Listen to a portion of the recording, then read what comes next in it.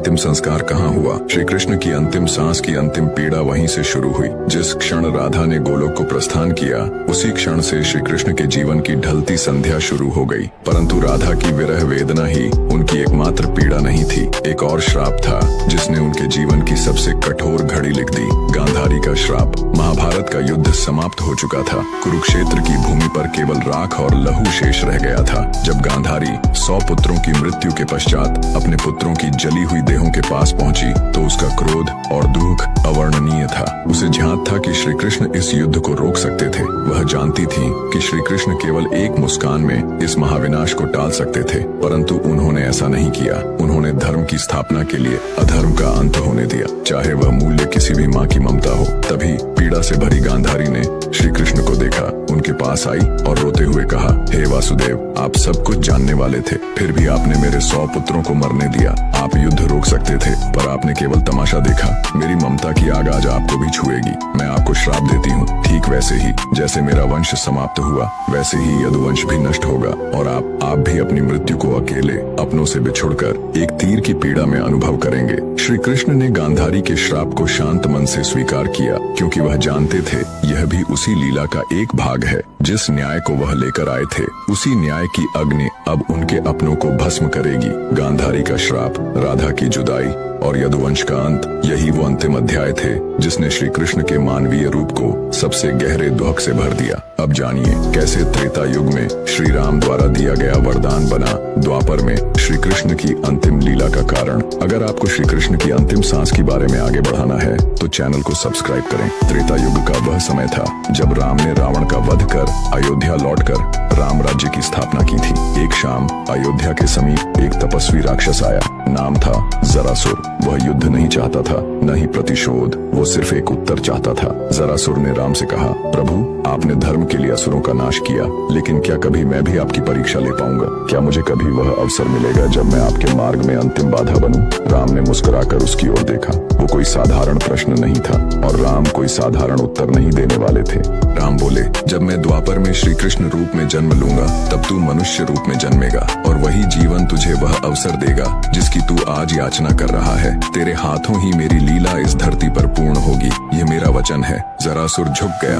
उसने नहीं जाना कि वह वचन युगों बाद एक महारहस्य का कारण बनेगा। समय बीतता गया, युग बदले और द्वापर में वो वचन धीरे धीरे श्री कृष्ण के अंतिम क्षणों की ओर बढ़ने लगा। जब लीला पूरी हो चुकी थी और ब्रह्मांड का सबसे बड़ा प्रेमी अपने सबसे गहरे अकेलेपन में डूब चुका था, वो द्वारका का अंत था। सब कुछ समाप्त हो चुका था। यदुवंश का नाश, रणभूमि की गूंजती चीत्कार और अपनों की ही तलवारों से बिखर चुका भविष्य। श्री कृष्ण अब अकेले थे। न सुदर्शन उनके हाथों में था, न अर्जुन उनके पास, न राधा उनके हृदय की सबसे निकट वाली आत्मा। श्री कृष्ण एकांत में द्वारका से बहुत दूर एक शांत वन में पहुँचे। वहीं एक पुराना पीपल का पेड़ था, उसी की छाया तले बैठ गए। उनके गले में वही बांसुरी लटकी थी जो कभी राधा के लिए बजती थी। धीरे धीरे आंखें बंद की और बांसुरी के सुर हवा में बहने लगे। सुरों में वेदना थी, तड़प थी और राधा के नाम की पुकार। उनकी उंगलियां कंपन कर रही थीं, लेकिन राग राधा का ही था। दूर, बहुत दूर गोलोक में राधा बैठी थी, परम धाम की ऊंची सीढ़ियों पर।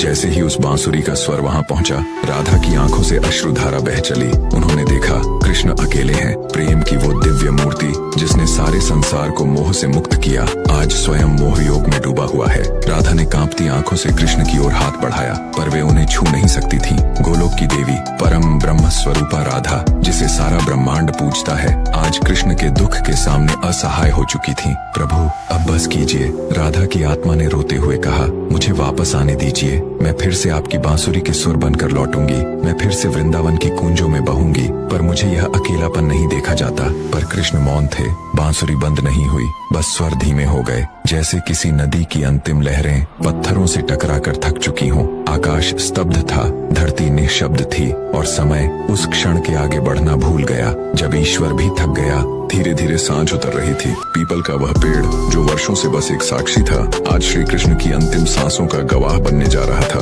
उसकी जड़ों के पास एक थकी हुई देह बैठी थी। वो देह जिसने पूरे युग को चलाया, जिसके इशारे पर धर्म टिका रहा, आज वही देह कांप रही थी, अकेली, शांत और टूटी हुई। कृष्ण की आंखें बंद थीं, लेकिन मन में बवंडर चल रहा था। एक जीवन जिसमें कभी विश्राम नहीं मिला। मैं जन्मा तो माँ की गोद भी पूरी नहीं मिली। देवकी की कोख से जन्म लिया, पर पहली बार जब आंख खोली मेरे चारों ओर जेल की दीवारें थीं। माँ यशोदा ने पाला, पर जन्म देने वाली माँ को देखने तक न मिला। माँ के स्पर्श की तलाश, बालपन की मासूम हंसी कभी जी नहीं सका। जिस उम्र में बच्चे कंदमूल खाते हैं, मैं राक्षसों से लड़ा और फिर आया प्रेम। राधा मेरा सबसे सुंदर, सबसे निर्मल अनुभव। पर क्या मिला? न नाम के साथ जुड़ सकी, न साथ के साथ जीवन भर चल सकी। मैंने प्रेम किया पर निभा न सका। हर जन्म में उससे बिछड़ना लिखा था। क्या यही प्रेम था? मैं राधा को छोड़ आया, वृंदावन को छोड़ आया, और पीछे छूट गया मेरा मन, मेरा बचपन। बचपन से ही कंधों पर समाज, युद्ध, न्याय, धर्म का भार था। कभी द्रौपदी के चीर की रक्षा, कभी अर्जुन की मोह में डूबती बुद्धि को जागृत करना। महाभारत लड़ा, लेकिन क्या पाया? हर अपनों को खो दिया। कर्ण जो भाई था मारा गया। भीष्म जिनसे नीति सीखी शरशैया पर छोड़ना पड़ा। द्रोण जिनसे ज्ञान पाया रण में गिरा दिया। पितामहों को, भाइयों को, पुत्रों को, सबको मिटा दिया। मैंने धर्म बचाया, पर अपना ही कुल नहीं बचा पाया। यदुवंश अपनों के हाथों अपनों का वध, मैंने सब खो दिया। आज न बलराम है, न सुदामा, न अर्जुन, न राधा, न वो वृंदावन। मेरे पास है तो सिर्फ एक बांसुरी, जिसे अब सुनाने को कोई कान नहीं। अब जब बजाता हूँ तो हर स्वर में राधा की याद तड़प बनकर लौटती है। आज मैं थक गया हूँ दुनिया को समझाते समझाते। प्रेम किया, छोड़ना पड़ा। माता मिली, दूर हो गई। भाई मिले, युद्ध में खो दिए। राज मिला, पर सुख कभी न आया। इतना सब सहने के बाद भी आज मेरी अंतिम सांसें हैं, और मैं अकेला हूँ इस पीपल के नीचे, जहाँ कोई नहीं है सिवाय मेरी टूटी बांसुरी के। शायद अब यही ठीक है। शायद अब राधा के पास लौटने का समय आ गया है। शायद अब मैं भी विश्राम का अधिकारी हूँ। धीरे से श्री कृष्ण बांसुरी को होठों से हटाते हैं और दोनों हाथों से उसे मोड़ते हैं। एक टुक बांसुरी टूट जाती है। राधा की स्मृति कृष्ण की आत्मा के साथ टूटकर उस पीपल के नीचे कहीं खो जाती है। अब बस एक शांति है, गहन, गूंजती हुई, जैसे स्वयं समय थम गया हो। पीपल के पेड़ के नीचे श्री कृष्ण जमीन पर लेटे हुए थे। आंखें आसमान की ओर थीं। बांसुरी अब भी उनके होठों से सटी थी, लेकिन अब कोई धुन नहीं निकल रही थी। शरीर थक चुका था, मन शून्य हो गया था। तभी दूर जंगल में शिकारी जरा अपने शिकार की तलाश में भटक रहा था। उसकी नजर श्री कृष्ण के चरणों पर पड़ी। गेरुआ पीतांबर की सुनहरी चमक और पैर का अंगूठा। दूर से देखा तो उसे लगा कोई हिरण झाड़ियों में छिपा है। जरा ने धनुष उठाया, बिना सोचे विचारे बाण चढ़ाया और चला दिया। बाण हवा चीरता हुआ सीधा श्री कृष्ण के पैर में आकर लगा। प्रभु,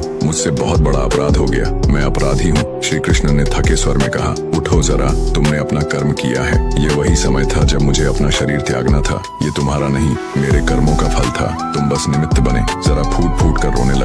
श्री कृष्ण ने आंखें बंद की। मैंने जन्म लिया, अपने कुल को नष्ट होते देखा, धर्म के लिए अपनों को खोया। हर जीवन में प्रेम पाया, पर उसे पूर्ण नहीं कर पाया। पर आज अब विश्राम का समय है। धीरे धीरे उनका स्वर मंद पड़ता गया। अंतिम सांस लेते हुए उनके होठों से एक शब्द निकला, राधे राधे, और श्री कृष्ण ने देह त्याग दिया। देखिए भाग 3 में कैसे हुआ श्री कृष्ण का अंतिम संस्कार। वो दृश्य जो आपकी रूह को झकझोर देगा।